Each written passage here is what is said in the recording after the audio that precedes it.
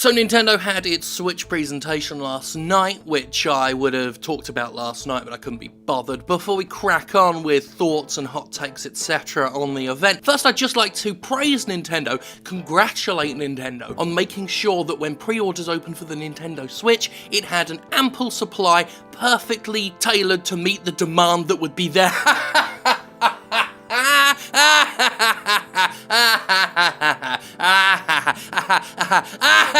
The joke is that they didn't. Pre-orders are a shit show as usual because it's Nintendo and Nintendo's gonna Nintendo. But anyway, Nintendo Switch. We already knew what it looked like, we already knew the basics of what it did. Nintendo went into more detail last night, gave us a price, gave us a release date, talked a little bit about online features, talked about some games, not many games, but some games. And we're just gonna go down the list and have a think about what all those things are and mean and do and whether it's good or bad, you know. So price. $300, $299.99, $300. Pretty standard. I don't think it was going to be lower than that, and I don't think they could have gotten away with going much higher than that, so $300, decent price. It's a decent price. You'll be hard-pressed to find one at that price. As far as I've seen so far, bundles are available. I found some bundles, but they're sort of up in the 500 range with, you know, a bunch of launch games and stuff. But the basic price, $300, not bad, expected. The release date is March 3rd, so it's coming up pretty quick. And The Legend of Zelda Breath of the Wild is also going to be out on March 3rd, so that's a launch title. They saved that for the very, very end. There's a big old surprise for us. I personally wasn't holding my breath for the release date to be revealed that night, but no, it's a pleasant surprise to see that it will be ready, finally, after so much waiting, right there at launch, and that's good, that's cool. The Breath of the Wild, everyone freaked out about it last night. They showed a new trailer, and I wasn't that excited for it, just because the biggest reveal, quote-unquote, they had that night was a game that we already knew about ages ago. But, you know, it looks good, it looks like it's fully voiced this time, and I'm fine with that. I thought I wouldn't be, because I do always like the tech space with the funny noises, but it looks alright. It actually looks very emphatic, like they're very much into the performances, at least on the Japanese side of things, so that's cool. I'm alright with that. And that's basically my thoughts on the presentation as a whole, just to jump ahead, get ahead of myself. It was alright. I wasn't particularly excited, I wasn't particularly disappointed or annoyed, it was just okay. Yeah, it was alright. For me, the knottier issue are the plans that Nintendo hinted at for online services. They didn't tell much, but they did confirm that online play, or at least some form of online service, on the Nintendo Switch would be paid. You know, going the PlayStation Plus, Xbox Live Gold route. Hardly surprising at this point. Nintendo was kind of a holdout there. It's hardly surprising to see them jump on board that particular bandwagon. I mean, if anyone were going to keep holding out, Nintendo would be the company to do it, of course. Well, they're the only one left to hold out, I guess. But you know what I mean. It would be a very Nintendo thing to never go in for that, but at the same time I'm not particularly surprised that they did. The thing that will really surprise me is Nintendo immediately being able to justify the cost of that, however much it does cost. It's not exactly like Nintendo is well known for its bevy of online titles. It has Splatoon. Splatoon 2, of course, was announced for the Switch. You know, it's got the Mario Kart, it's got Smash Brothers, it's got some games with online play, although a lot of them are still best played locally, so who knows. Right now, the amount of online play I got from my Wii U, aka just Splatoon, doesn't fill me with enough faith that whatever this service is, it's going to be worth dropping money on. But we never know. Maybe they'll tie some virtual console access to it. I was complaining about the virtual console on the Jimquisition this past week. Maybe they're going to rope that into it and come up with some sort of service, which I've thought they've needed for ages.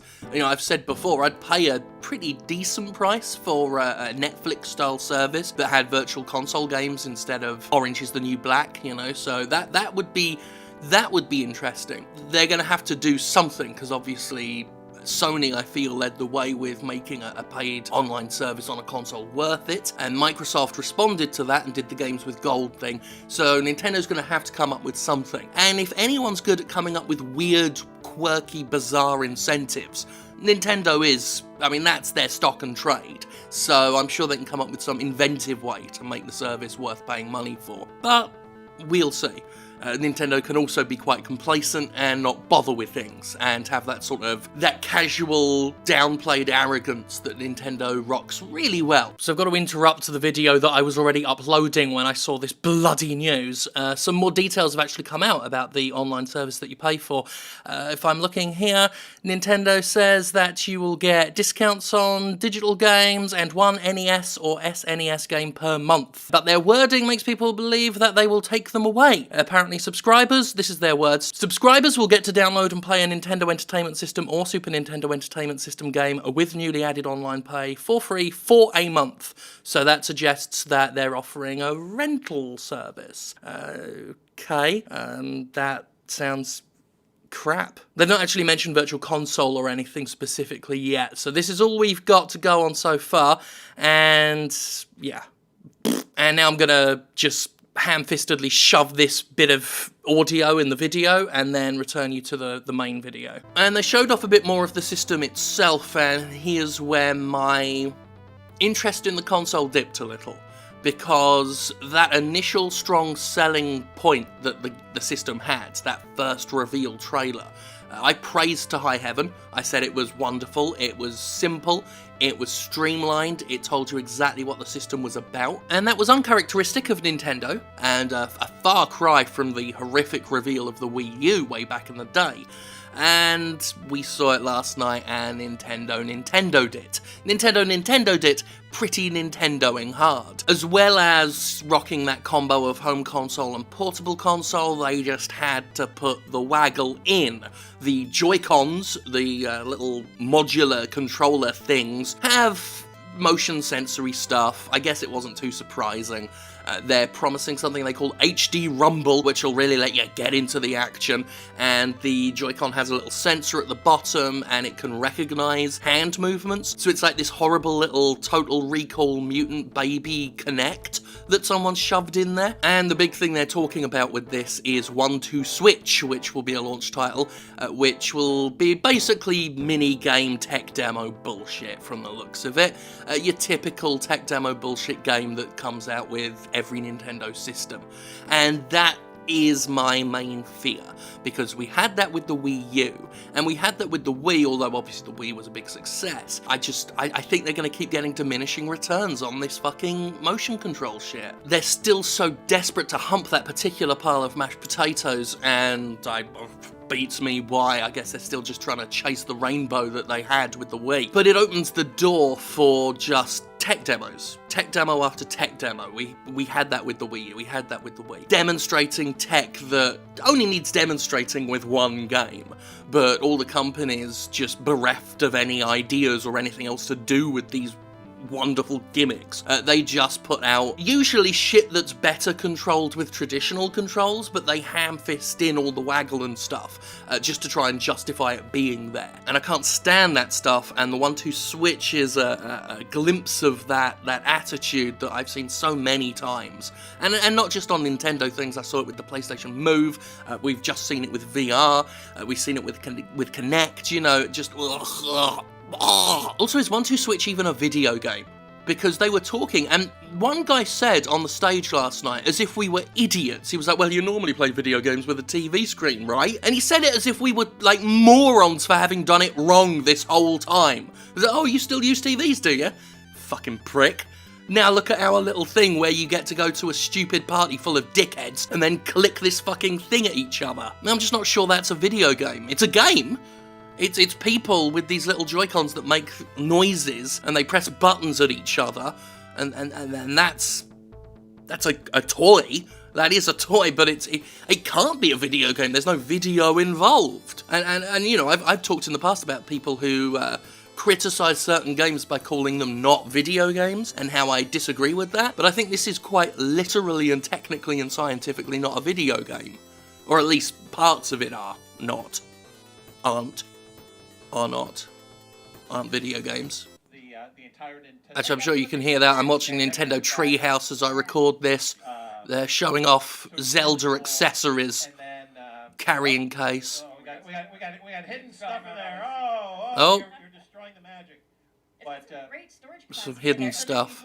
There's a Master Sword statue and a roll-up map.